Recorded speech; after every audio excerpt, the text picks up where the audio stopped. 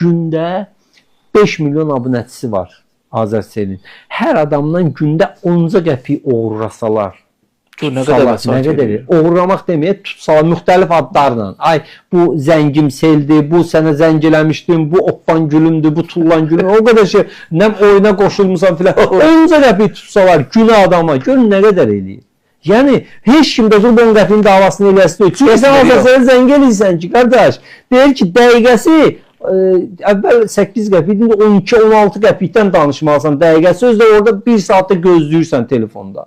Yəni heç kim də 10 qəpiyə görə zəng elib 20 qəpiyini, 30 qəpiyini sərf eləmək istəmir. İzah edə bildin? Yəni biri var ki, bir adamdan 1 milyon oğurlayasan, biri var 1 milyon adamdan 10 qəpiyə oğurlayasan. Yəni gəlir eynidir. Eyni şey. İzah edə bu ilin axırında o marketlərdə olur, 1 qəpik, 2 qəpik deyəsən qalsın filan. O bilsin aya nə qədər pul çıxır. Bəzi marketlər onu kassirlərə vermir, özləri götürür. Keçən dəfə mən hesabladım, deməli Azərselin 5 milyondan çox abunəçisi var.